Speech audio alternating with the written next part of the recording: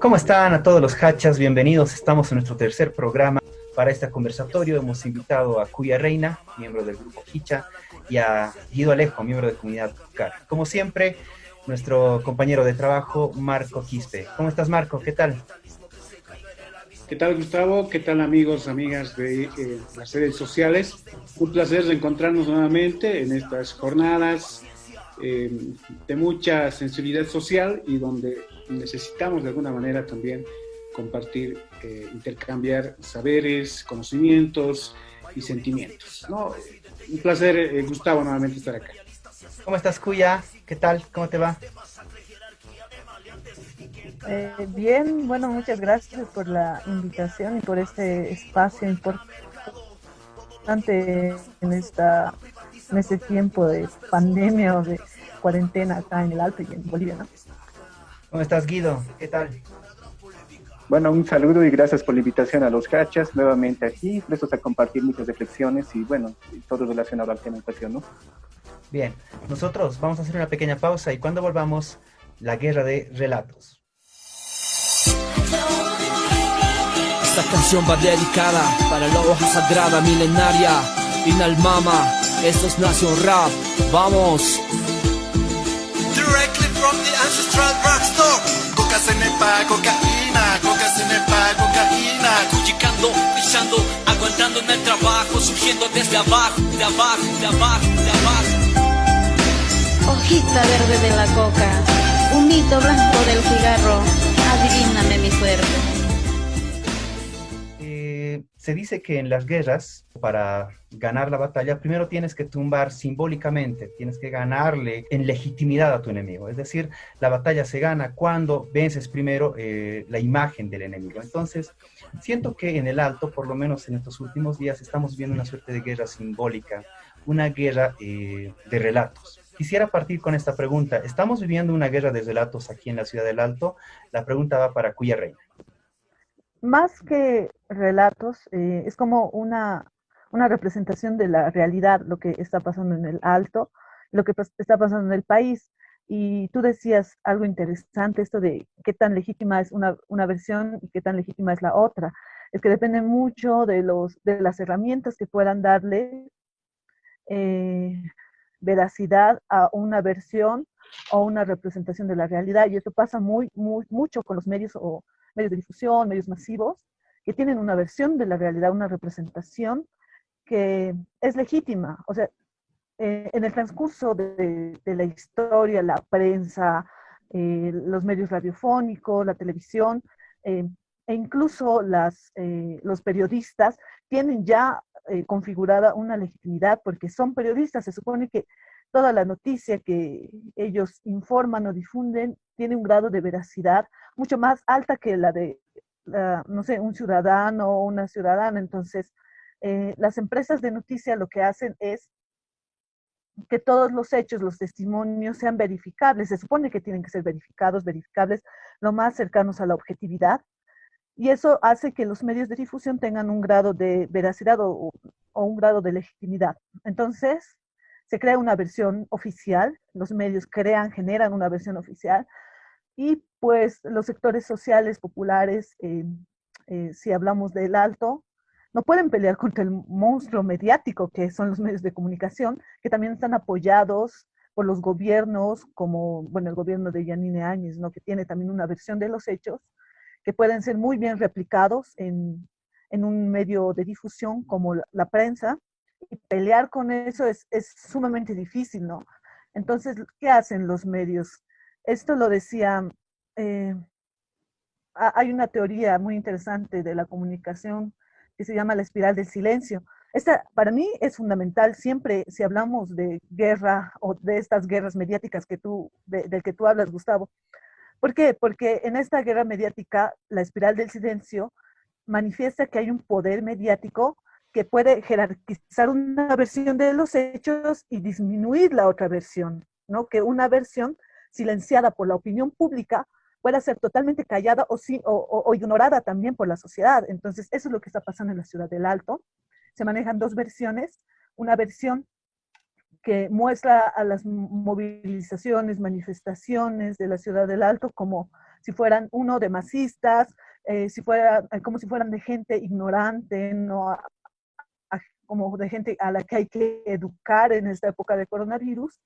Entonces se maneja esa versión y la otra versión de los salteños, de testimonios, de personas que se movilizan o de las redes sociales que luchan contra esta versión mediática u oficial, entre comillas, manifiestan que no son masistas, que su lucha es más que todo para flexibilizar la cuarentena, por el hecho de que hay hambre, de que tienen que trabajar.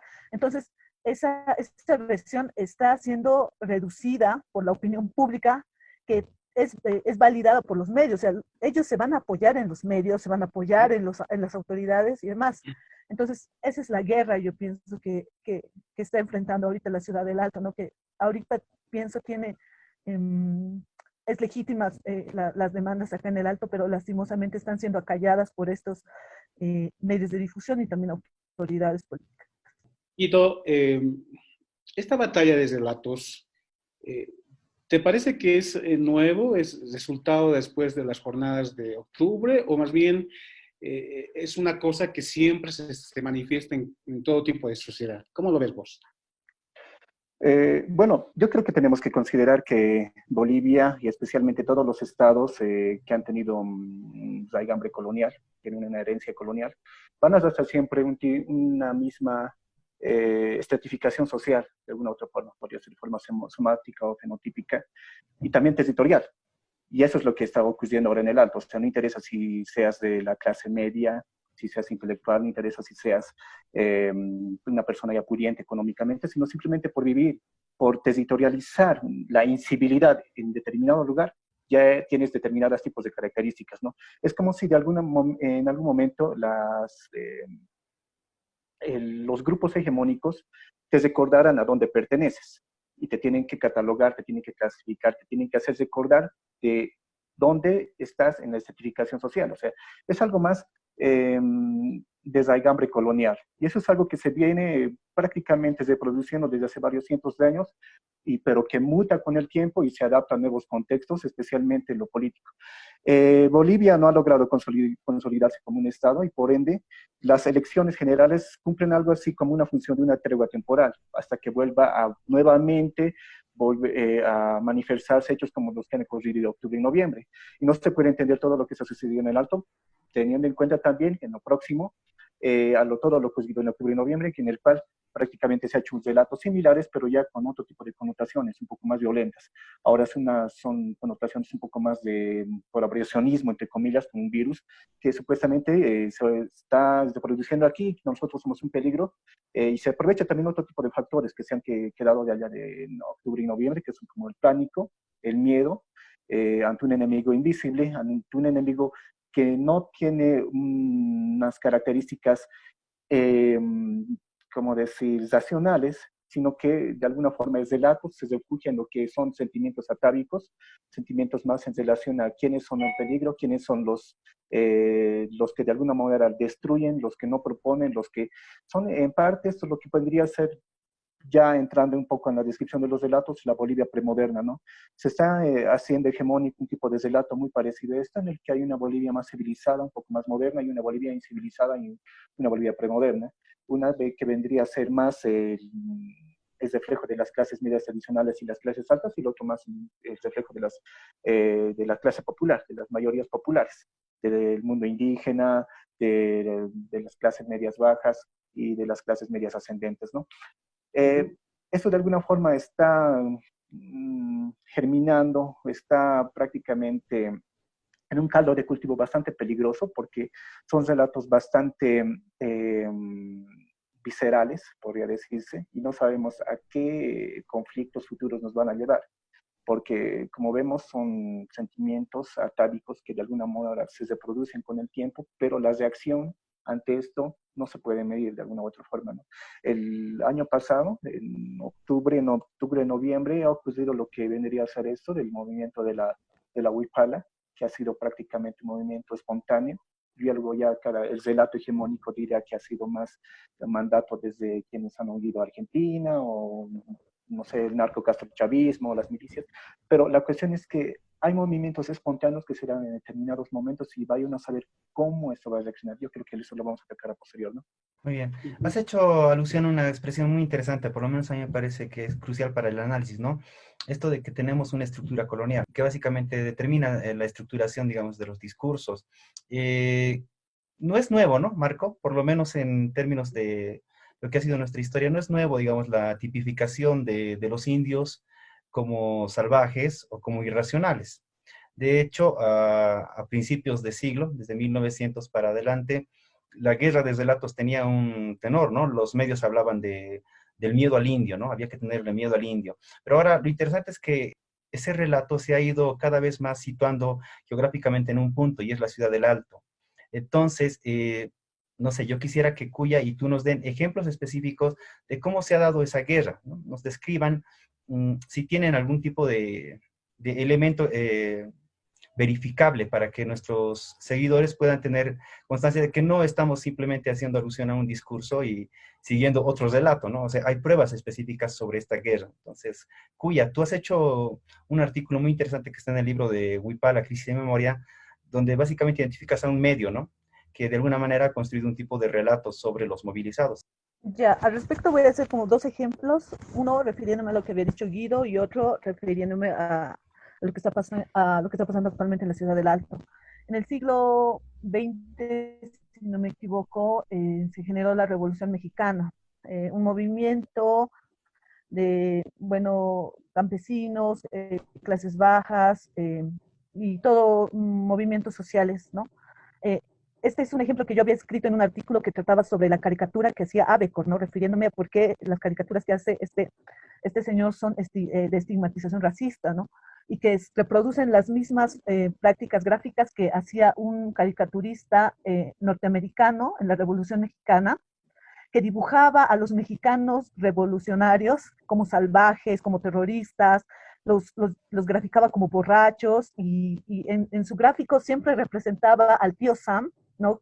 Representación norteamericana, que los educaba, que los limpiaba, que les, no sé, que ellos eran lo perfecto y a ellos siempre los dibujaban como sucios, como borrachos, como una plaga, ¿no? Incluso hay un dibujo en donde se puede ver a los de la Revolución Mexicana como insectos, ¿no? Entonces hay todavía una representación de la realidad muy colonizada. A partir de ese momento es que se legitima mucho esta visión del mexicano sucio y todas los adjetivos peyorativos que se han podido escuchar incluso en los discursos de Donald Trump, ¿no? Entonces, ahora refiriéndome a lo que está pasando en el país, el 10 de noviembre, cuando renunció Evo Morales, pasó algo muy interesante, y es lo que había escrito también en el artículo. Justo a la noche de los policías, página 7, como en la noche, entre las 8 y las 9 de la noche, ya había sacado una noticia al respecto, manifestando que eran masistas. En toda la nota que yo había leído, no hay un método de verificación del por qué son masistas. Es decir, en una noticia no puedes poner que un grupo de personas están quemando algo y diciendo que son masistas sin haber verificado por qué son masistas. Esas personas, hay una investigación de que esas personas hayan militado en el MAS, eran diputados, gente del MAS. O sea, en ese momento, ¿tú cómo puedes verificar si la noticia ha salido inmediatamente? Entonces, a partir de ese momento yo me he dado cuenta que las noticias habían sido generadas a partir de supuestos, ¿no? Vacíos de noticias que tenías que llenar con tus supuestos, con tus prejuicios y estigmas. Es decir, en el caso de los movilizados en la ciudad del Alto, no se sabía si eran de un partido, porque no manifestaban que eran del MAS, no habían poleras del MAS, no habían banderas del MAS, estaban la Huipala y demás, pero Página 7 les atribuía siempre el masismo. ¿Por qué? Porque no sabes que son de un partido, pero les atribuyes con estigmas y prejuicios que son directamente de un partido masista, porque están en contra del gobierno o de que gobierne Áñez, porque ya había la posibilidad de que gobierne Áñez en esos instantes, pero estaban ellos en contra. ¿Por qué? Porque ya se veía venir el escenario actual, o sea, todo lo que está pasando ahora ya se veía venir a partir de la visión que tenía la ciudad del Alto.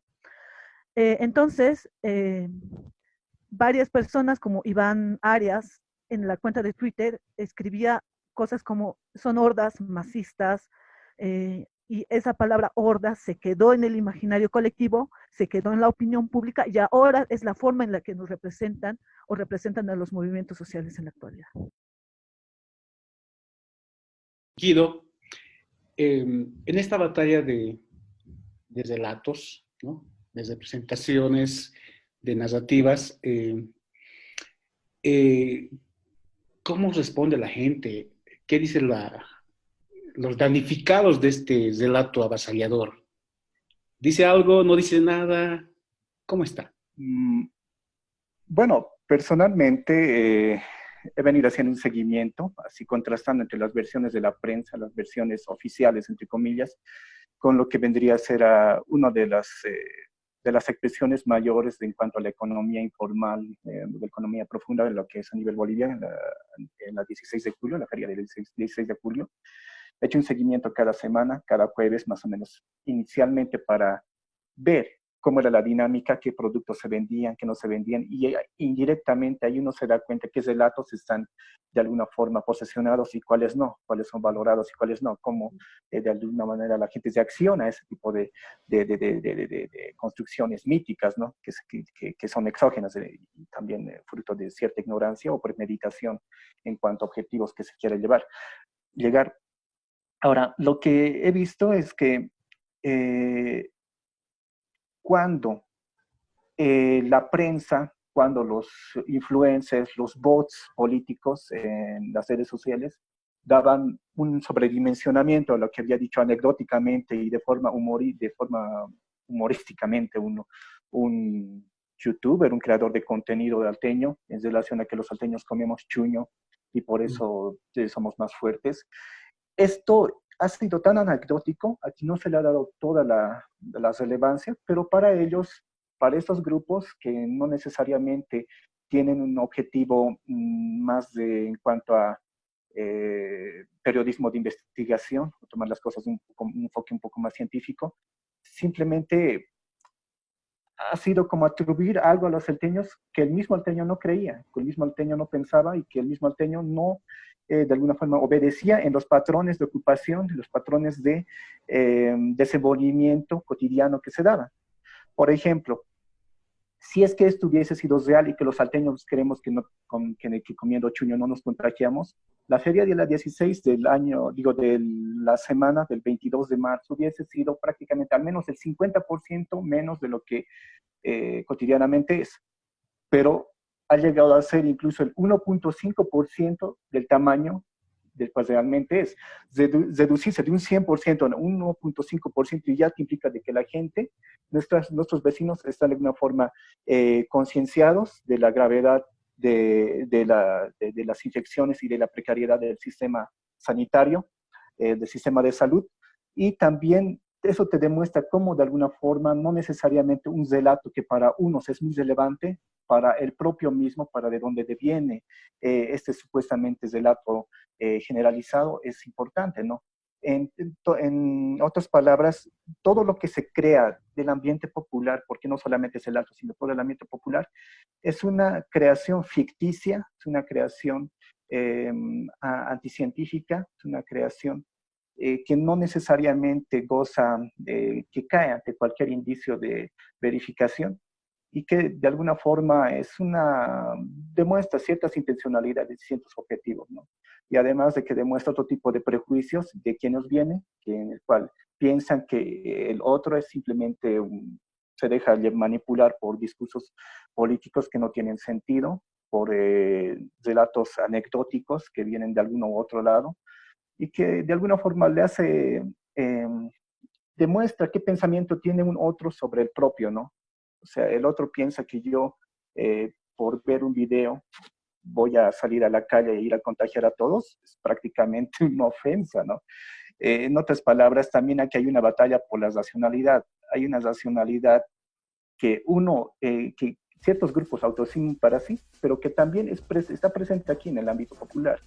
Estos grupos que se autoasumen como racionales no necesariamente se manejan bajo la racionalidad, sino bajo mitos que tienen intereses fundamentalmente, ¿no? Políticos. Lo que queremos hacer ahora en el segundo sector del programa es, con ustedes, tratemos de indagar un poco, ¿no? ¿Cuáles son las razones, cuáles son los factores que explican esos relatos. Después de esta pequeña pausa vamos a retornar y vamos a seguir analizando la guerra de relatos que se está dando sobre la ciudad de Alto. Gracias por estar con los Hachas.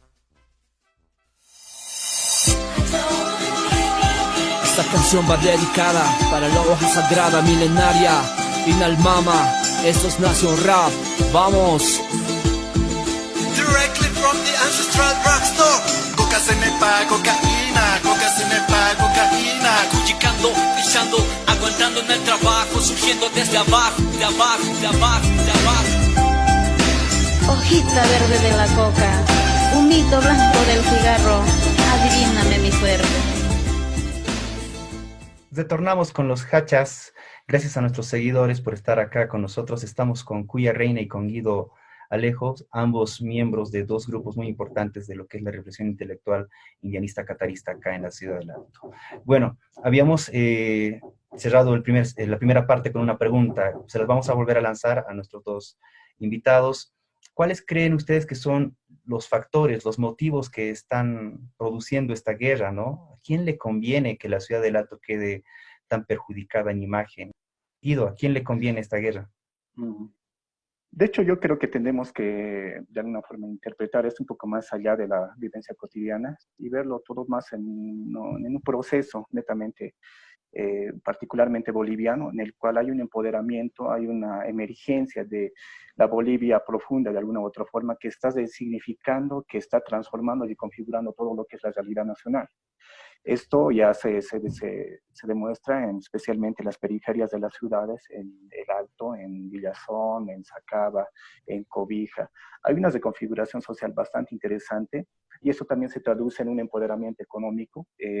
Vemos que, por ejemplo, El Alto ha pasado de ser en el imaginario común la ciudad más pobre allá por el año 2000, 2003, a ser ahora la ciudad que es la segunda en población y la tercera que aporta mayor cantidad de Producto Interno Bruto, incluso más que Cochabamba, ¿no?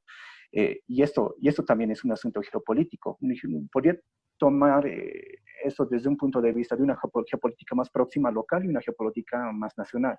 Y eso también tiene un reflejo muy parecido a lo que vendría a ser las disputas entre los Estados Unidos y la China, en la cual los Estados Unidos actualmente vienen satanizando a la China, han ocasionado que varios países, especialmente europeos, tengan actitudes xenófobas y racistas contra los chinos. Algo micro está ocurriendo aquí. En la dimensión más local podría verse que hay una reacción, una actitud reaccionaria de varios grupos, específicamente de las clases medias tradicionales paseñas, grupos, no puedo generalizar a toda la clase media tradicional paseña, ¿no? Sino grupos de esta clase media que de alguna forma están reaccionando ante todo el capital simbólico que tiene el Alto y que lo ha construido desde octubre de 2003. Hubiese sido bastante interesante que la burguesía paseña hubiese hecho un trato bastante amigable con aquí la dirigencia alteña y se hubiese podido construir un imaginario más a nivel metropolitano. No estaríamos hablando de la ciudad, el símbolo de las luchas desde 2003, sino también hubiésemos estado hablando de la metrópoli paseña como la protagoniza del 2003, ¿no? Hubiese habido ese grado de cohesión, pero lo que se ha visto desde el año 2016 específicamente es que poco a poco las narrativas de esos grupos han empezado a atomizarse tanto y se han quedado enclaustradas en lo que vendría en el centro y el sur de La Paz. Y eso también se ve en efectos, en expresiones como lo que ha sido el petardazo, en el cual habían cacerolazos en determinados sectores y prácticamente las laderas de La Paz estaban con los petardos y también en la ciudad del Alto, ¿no? Hay una especie de significación de liderazgo político bastante lento, pero que sí lo existe, en el cual el imaginario y la representatividad de liderazgo a nivel del Departamento de La Paz está de alguna forma trasladándose de la ciudad de La Paz a la ciudad del Alto.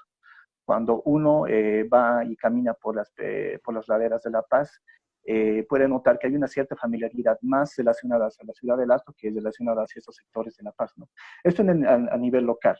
Es una transición que se viene dando lentamente. Y otro a nivel nacional que vendría a ser esta construcción de Oriente-Occidente, específicamente con la emergencia de la burguesía, del agronegocio, que está de alguna forma influyendo de forma más directa en la vida política del país. O esa construcción de Santa Cruz se posesione como la visión hegemónica tenga liderazgo simbólico a nivel nacional, de alguna forma tiene que empezar a destruir lo que ha sido el anterior liderazgo político simbólico que venía de la ciudad del Alto, ¿no?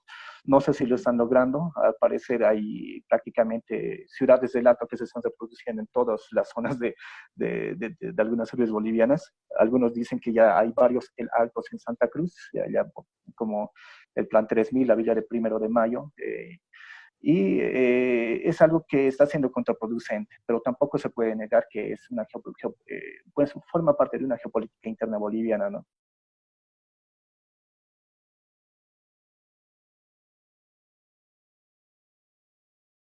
Mi pregunta va para Cuya. En estas guerras, en estas batallas de relatos, ¿qué está en juego, Cuya? ¿No? ¿Qué se persigue? ¿Qué se intenta consolidar? Creo que en este aspecto, si es que hablamos de lo que el Alto representa en la historia, el fin, por ejemplo, del poder ahora es desprestigiar a la ciudad como del lugar. Es que el Alto pierda ese carácter de revolucionario o esa característica contestataria que tenía el poder y que sea una ciudad más, ¿no?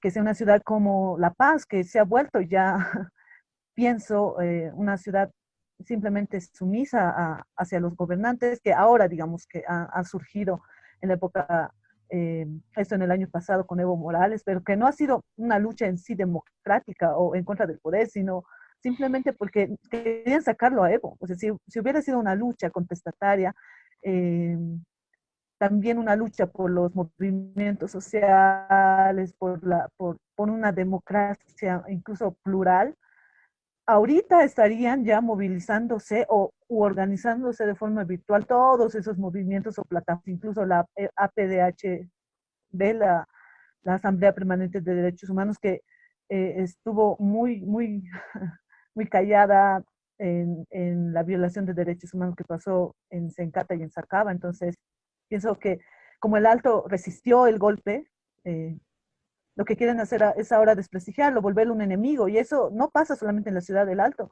ha pasado en varios países, ha pasado en la política, pasa en la política. Si no puedes contra un enemigo, entonces, o si la sociedad no lo ve como enemigo, entonces tienes que hacerlo ver como un enemigo, y eso ha pasado con la ciudad del Alto. Somos los que podemos quemar las casas de las autoridades, somos los que podemos saquear las casas o de la alcaldesa o de los alcaldes. Somos un peligro ahora. Entonces, es una configuración que se está haciendo a partir de estas versiones, una configuración de la ciudad del Alto, desprestigiándolo, desprestigiando sus luchas. Ahora, si vemos en estas movilizaciones últimas, después del petardazo, que hubo gente que se molestó y todo eso, van a tratar de generar otras versiones que puedan invisibilizar la indignación o las protestas en otros sectores. Ya está pasando con Cara a Cara. Han salido audios mágicamente en donde se dice que los masistas se están organizando y están pagando dinero para movilizarse. Entonces, se van a generar este tipo de versiones para desprestigiar a la ciudad del Alto. Ya lo están haciendo. La misma gente del Alto ya está usando ese discurso para decir quiénes son los verdaderos salteños y quiénes son los falsos salteños, ¿no? Y ese estereotipo de el Alto es trabajador y solo los que trabajan son verdaderos salteños. Es como si no entendieran que la organización social de la ciudad del Alto también tiene que ver con la política, que no solamente somos personas trabajadoras o nos quedamos calladas ante el autoritarismo del gobierno como este, que también somos un escenario político muy importante porque somos orgánicos, nos organizamos, tenemos dirigencia, que ahora está muy debilitada, es cierto, y que también tiene que ver por el MAS, y hay que reconocer que se han fracturado muchas organizaciones como la FEJUVE por el MAS y por estos quiebres políticos que han habido durante los 14 años, ¿verdad? Entonces, pienso que eso es lo que ahorita está en juego, ¿no?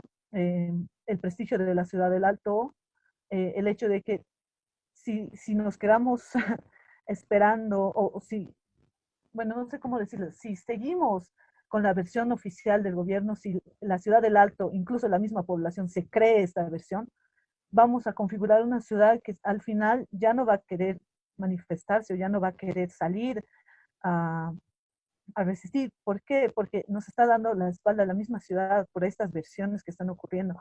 A mí me llama la atención mucho cómo es que en La Paz y en el Alto se ha configurado un discurso donde estos alteños que son de Sencata, estos salteños que son de Río Seco, son masistas, ¿no?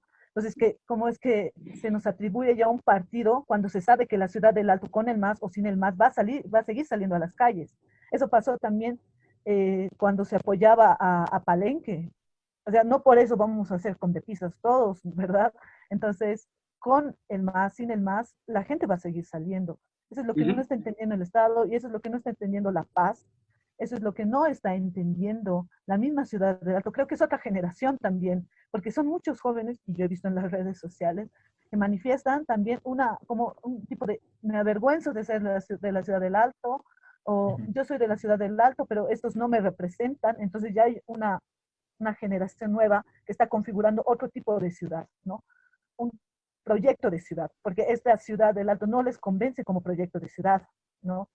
Entonces se está buscando como regularizar esto a partir de métanlos a la cárcel, reprímanlos, mátenlos, hubiera sido mejor que se hayan explotado. Entonces están validando la versión del gobierno y eso también es peligroso para una generación que ha crecido con un gobierno, yo pienso, con un gobierno que sí ha cometido muchas violaciones, mucha corrupción, pero que no ha mostrado el verdadero autoritarismo del poder que lo está mostrando ahorita Yanine Áñez. Porque quiera o no, el MAS ha sido un gobierno corrupto y demás, pero el hecho de que un nuevo gobierno te esté mostrando una Biblia, te esté mostrando quemándose la huipala y lo valide también, y que los jóvenes o las nuevas generaciones lo validen, incluso lo justifiquen, para mí es muy peligroso, demasiado peligroso si es que estamos hablando de todo este proceso que ha configurado la Ciudad del Alto, de todas estas luchas que se le debe a la Ciudad del Alto. Guido, ¿qué nos puedes decir para poder cesar este primer bloque al respecto? Lo que yo veo es que los relatos tienen que cambiar según los distintos episodios, distintos procesos históricos que están sucediendo en Bolivia. Una cuestión era la Ciudad del Alto de los años 2000-2003, en el cual, por ejemplo, nuestros padres estaban haciendo todo lo posible para que nosotros de alguna forma accedamos a algún tipo de educación, posteriormente a una educación superior.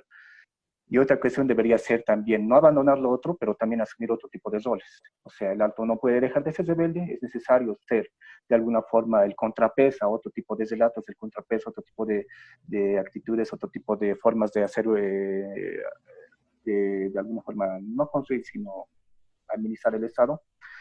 Pero también lo que es necesario es asumir que así como antes había escasos recursos humanos, ahora sí los hay. O sea, hay una universidad pública que está sacando muchos profesionales y muchos también están estudiando en otras universidades privadas, incluso allá en Obrajes.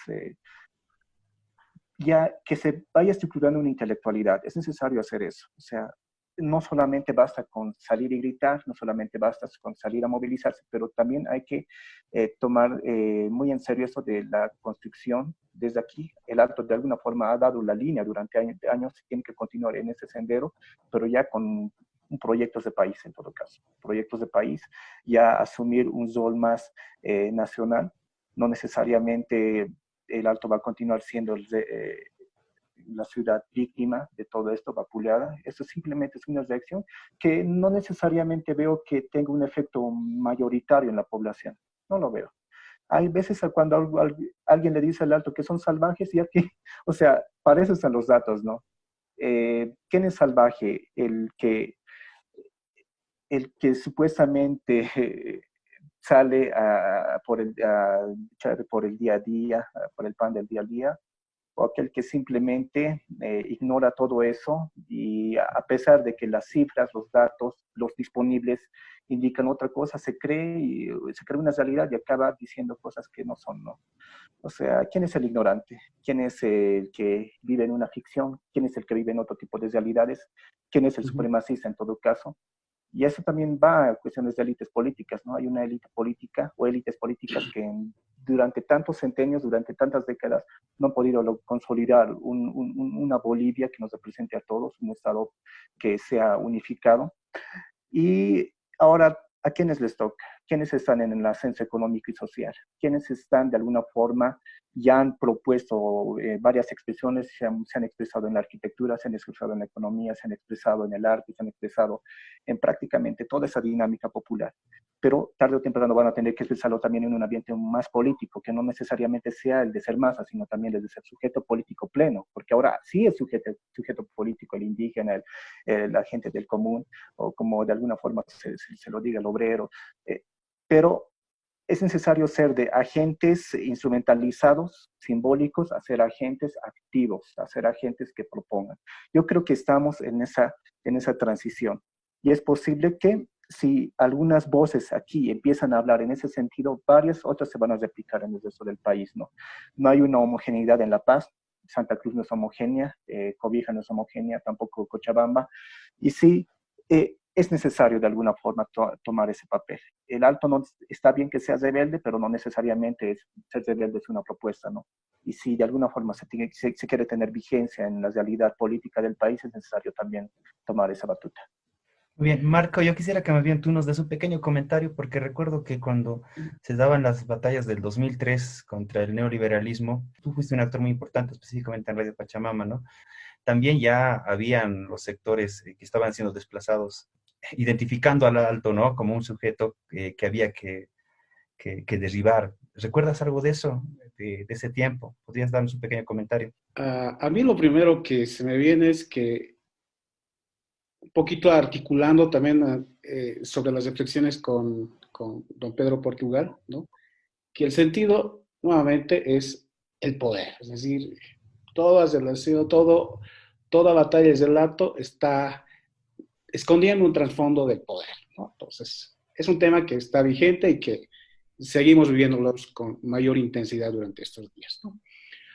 Ahora, yo lo que creo es que estamos en otras condiciones, realmente, ¿no? Porque el relato de batallas, la batalla de relatos, perdón, ¿no? Era mucho más complicado que antes, ¿no? Yo me acuerdo todavía cuando íbamos a la universidad, me acuerdo todavía en las primeras reuniones con Huaynatambo, el Mubesa, el Iván Nogales, donde nos sentíamos realmente, pues, arrinconados frente a un relato tan intenso y sutil, es decir, no tenían que utilizar ni siquiera la policía, ni las Fuerzas Armadas, ni siquiera la justicia, si quieres llamarlo así, para hundirnos en torno a lo que es ser alteño, ¿no? Era terrible, ¿no? Y ahí me acuerdo que en una de esas reflexiones salió una pequeña palabrita que decidimos empezar a trabajar en todos nuestros encuentros, fue el huequeño, ¿no? Nuestra relación del alteño con el huequeño, ¿no? Entonces, ahí nos dimos cuenta cómo reaccionaba la gente de La Paz frente al uso de la palabra huequeño, ¿no? Porque se sentían tan mal. Claro, ustedes son del hueco, digamos, del hoyo, ¿no? Entonces, había una intensidad de reacciones en ese momento que al final llegamos a la conclusión entre varios amigos de ese momento, de decir, ¿sabes qué? Es una contrarreacción a lo que nosotros habíamos creado ante estos relatos y discursos construidos históricamente el ser constituido como alteño, ¿no? Pero en este contexto yo creo que estamos en otras condiciones, realmente, ¿no? Es decir, ya lo ha dicho Guido, lo ha dicho también Cuya, ¿no? Hay un sentido, desde Cuya, hay un sentido revolucionario muy fuerte en el Alto, sin decir necesariamente que es ultra rojo, pero hay pues un sentido de lucha tremendo en el Alto, es decir, te encuentras en diferentes estratos sociales, desde sectores más empobrecidos que están por el lado de Sencata, ¿no? Hasta sectores de élite que también están en Sencata, ¿no? Todo el sector empoderado, por ejemplo, del Alto, buena parte está en Sencata. Yo vivo en un sector empoderado ahorita en Sencata, ¿no? Estoy rodeado de edificios, de casas tremendas ahí, que igual salen a las marchas, salen a hacer su desobediencia civil al Puente Vela, etcétera, etcétera, ¿no? Por eso les digo, estamos en diferentes condiciones sociales y creo que ese es el escenario donde más duro se pone esta batalla de relatos, ¿no? No es igual como antes, porque antes simplemente decir indio de mierda, ya, pues era suficiente. No, ahora no, o sea, no es suficiente. Es decir, él tiene plata, el alteño tiene plata. Él ha viajado por Europa, el alteño ha viajado por Europa. Él hace negocios con China, el alteño también está haciendo negocios con China. Es decir, y hay otras condiciones de relación que hacen a la construcción discursiva y a la construcción de relatos, ¿no? Ahora, yo creo que estamos en un momento muy interesante, ¿no? Y en eso sí es válido, no sé si Cuya lo ha dicho en alguno de sus escritos, ¿no? Cuando el poder en este momento, constituido, ¿no?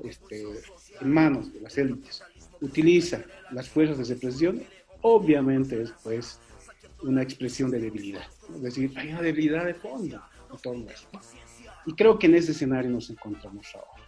2003 también ha servido para idealizar al Alto, hay que tomarlo en cuenta, ¿no?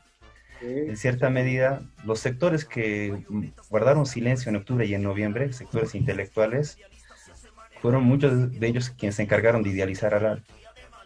Le dieron muchas virtudes. Y eso también es una forma de discriminación, ¿no? Claro, porque le estás quitando la humanidad. El Alto con todo es una sociedad que tiene defectos y virtudes. Yo creo que lo que tenemos que también ponernos a pensar es que en este juego lo que se está buscando es desidealizar, pero creando otro tipo de idealización grotesca, ¿no? En el que el sujeto político deje de ser útil o deje de inspirar. René Zavaleta decía que una forma de matar a las naciones es matando a sus héroes. Yo sí considero que en cierta medida esa idealización sobre el Alto hacía que el Alto sea pues el sujeto heroico, y en esa medida la guerra discursiva estaba con matar de alguna manera ese significado tan profundo. Estamos con los Hachas, en unos segunditos regresamos. Esta canción va dedicada para la hoja sagrada milenaria, Inalmama, esto es Nación Rap, vamos. Directly from the ancestral drugstore. Coca se me pa, cocaína, coca se me pa, cocaína. Cuyicando, pichando, aguantando en el trabajo, surgiendo desde abajo, de abajo, de abajo, de abajo. Hojita verde de la coca, humito blanco del cigarro, adivíname mi suerte.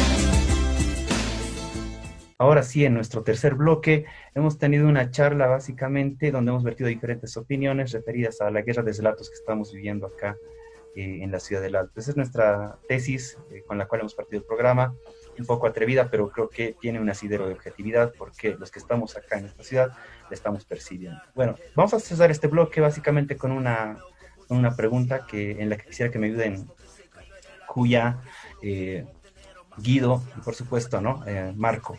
La pregunta es la siguiente. Bien, hay una guerra de relatos, hay unos prejuicios o clichés con los cuales se quiere de alguna manera posicionar al alteño. Existe un juego de poder, hay que anular al sujeto revolucionario, o por lo menos esa idealización que se había construido. Tercero, ¿cómo reaccionamos los salteños? ¿Qué hay que hacer? Lo que habías dicho en el anterior bloque me recordó a esto de lo que se ha creado en la ciudad del Alto, y sí tienes mucha razón, esto del alteño trabajador, el alteño fuerte, ¿no? La raza del bronce, los luchadores, que se ha quedado ahí. Es decir, nosotros representamos la fuerza, pero no representamos la intelectualidad. Y nos miran así, es decir, tenemos que seguir ese estereotipo de trabajadores y de pobrecitos. Si generamos pensamiento, incluso se invalida, ¿no? Porque supuestamente no tenemos nosotros la capacidad de generar pensamiento, y eso también se ha visto cuestionado por el libro de los Hichas. O sea, mucha gente lo ha cuestionado, ¿no? Pareciera que nosotros tenemos que seguir todavía en la sombra del pensamiento nacional. Entonces, ahí pienso que es el gran salto que tiene que hacer la nueva generación alteña, porque estamos hablando de una antigua generación de nuestros padres y abuelos que no podían acceder a la educación superior o a la educación general de forma fácil. Entonces era también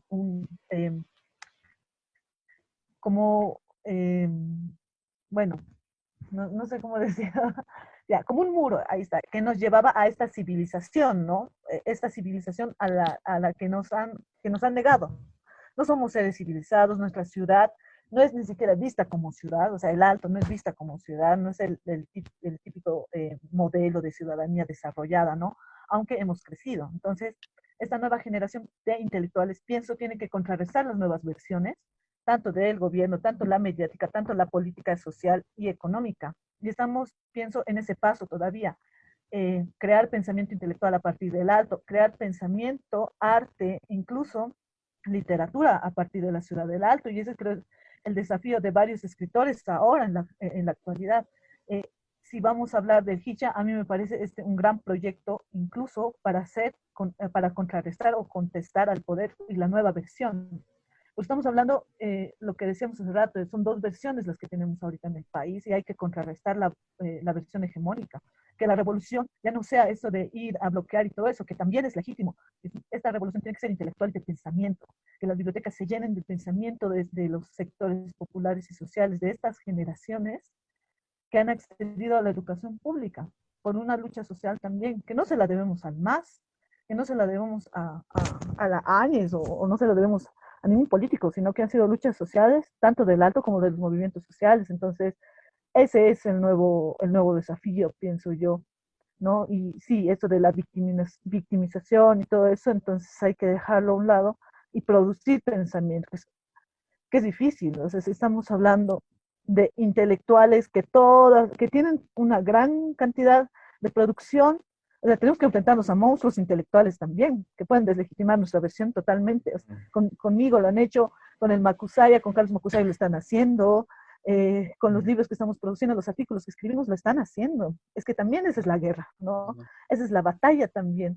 Entonces hay que estar preparados también para construir ese tipo de pensamiento y que llegue al pensamiento nacional, al desarrollo del pensamiento boliviano. O sea, que ya no sea el indio un sujeto de observación y para escribir y estudiarlo, sino que sea el indio, la India, la que tenga que producir ese pensamiento. Muy bien, Guido. Bueno, yo lo tomaría todo como el proceso en el cual continuamos, o sea, ir desviándonos de todo ese sendero que hemos venido marcando. Sería un error geopolítico bastante grande, un error en cuanto a todo lo que se ha venido construyendo de forma más espontánea, porque hay que reconocer que el Alto ha logrado hacer todo lo que ha logrado, o sea, al menos en cuestiones de movilidad social, creatividad y abrirse al mundo en sí. Lo ha logrado hacer sin una intelectualidad, lo ha logrado hacer sin una clase política. Imaginemos cómo, de alguna forma, qué salto cuantitativo, qué salto cualitativo podríamos dar si tuviésemos una clase política y una intelectualidad. Ahí también hay que ser bastante autocríticos y hay que también ver qué necesitamos, ¿no? Y lo que es necesario ahora es seguir manteniendo este ritmo, no cesarnos en el sentido aglutinador, porque aquí en el Alto estamos abiertos prácticamente a todo tipo de influencias. Eso se ve prácticamente en la arquitectura. Hay arquitectura bastante relacionada a un zaigambre más propio, un zaigambre cultural milenario, pero también hay otro más abierto a elementos de la contemporaneidad, pero que se adoptan a necesidades propias, ¿no? Aquí en el Alto no vamos a venir de ahora en adelante, no va a ocurrir como lo que algunos de alguna forma supuestamente nos atribuyen, que nosotros odiamos a todo lo que es lo mestizo, lo blanco, lo paseño, lo camba, lo que sea.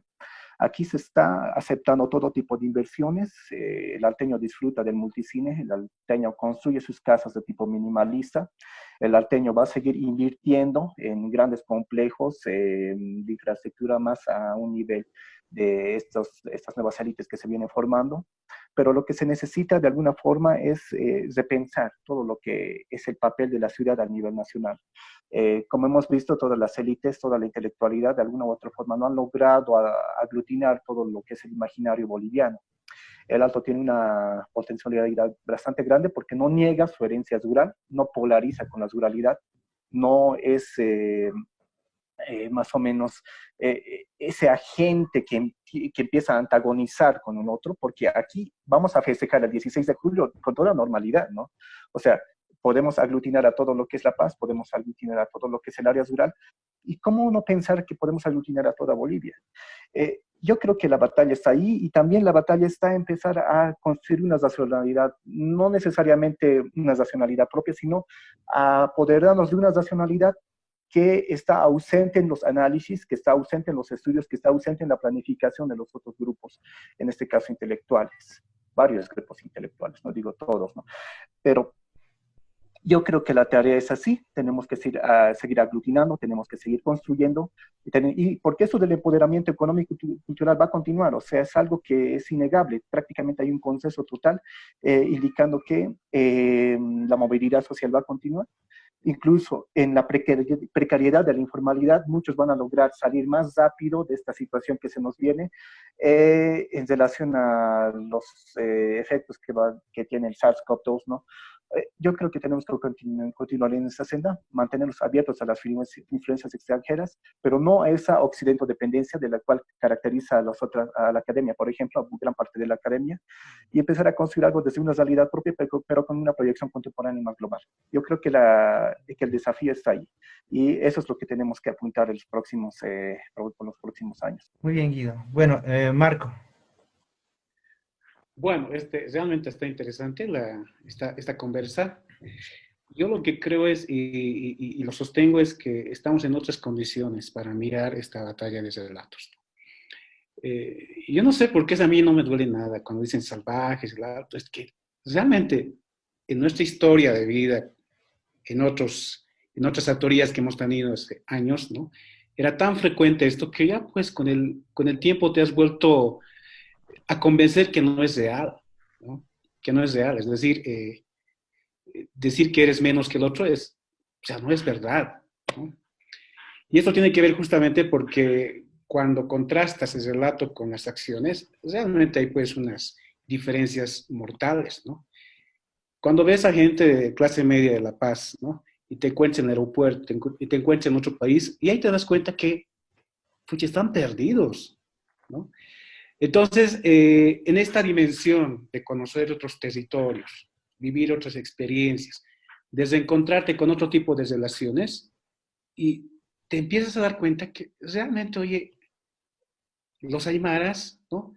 Tienen alta capacidad de relacionamiento con diferentes factores sociales y políticos, ¿no? Entonces, en ese ámbito yo te diría que estamos bien, o sea, somos una sociedad, somos unos salteños muy empoderados, ¿no? Y más allá de estas batallas discursivas de este momento político, de este momento específico, no creo que avance. Es decir, no le van a quitar su empoderamiento ya conquistado y consolidado en lo que ha sido el 2003. Es fuerte el dato, ¿no? Primera cosa. El segundo elemento tiene que ver ya con estas nuevas generaciones, que a mí me parece muy interesante, creo que es una tarea pendiente, ¿no? El de generar una intelectualidad que pueda entender y comprender esta praxis histórica de los salteños, de las salteñas, y darle su real dimensión discursiva, si quieres llamarlo así, ¿no? Entonces, me parece interesante, hay un grupo interesante como ustedes que está ahí debatiendo, que está generando debate, que está generando discusión, me parece riquísimo, ¿no? Ahora, tampoco hay que esperar, digamos, en la lógica de, primero hay que tener el proyecto político, después hay que avanzar. El proyecto político se arma en el camino, ¿no? No es una cosa que este es el proyecto político y ya, esa es la línea, ¿no? Se arma en el camino. Y esa es una lección de vida que los salteños se la saben bien, ¿no? Y en ese escenario yo creo que hay una condición clave para cualquier conquista social y política de los salteños, que es el trabajo. Realmente, yo la verdad no me gusta mirar de mala manera el ser trabajador, pero el trabajo en realidad te da pues una posibilidad de estar un pasito más que el otro. Entonces, cuando un alteño se levanta a las 5 de la mañana y se duerme a las 11 de la noche, entonces algo avanzado, algo más tiene que los otros. Entonces, para mí eso es realmente una potencia, ¿no? Yo para cerrar, Gustavo, me ha gustado esta intervención de las batallas de los relatos. Creo que hay desafíos muy, muy, muy intensos. Y cada vez yo estoy convencido que estamos bien cerquita de realmente entender qué es el poder. Por ahí las salidas son cómo somos capaces de dispersar el poder, o por ahí hay que centralizar el poder, no sé, ¿no? Ahí ya la nueva intelectualidad empezará a discutir. Pero yo creo que estamos bien cerquita, somos una sociedad empoderada y con mucha, mucha, mucha fuerza, ¿no? El tema es no solo mostrar esta condición de víctima. Es decir, tenemos fuerza, hay mucha chama, hay mucha potencia en los salteños y en las salteñas. Eso, bien. Ok, gracias Marco, gracias Cuya, gracias Guido. Sus intervenciones han sido muy, pero muy riquísimas para poder abrir el debate, porque en realidad está abriendo un debate, no hemos cerrado nada, estamos más bien dando los primeros pasos. Bueno, esto ha sido Los Hachas y este ha sido un programa provocativo, una introducción, para que ustedes puedan pensar cómo se está produciendo acá en nuestro escenario tan complejo esta guerra de relatos. Nuevamente, gracias a nuestros invitados. Nos vemos el siguiente programa. Hasta luego.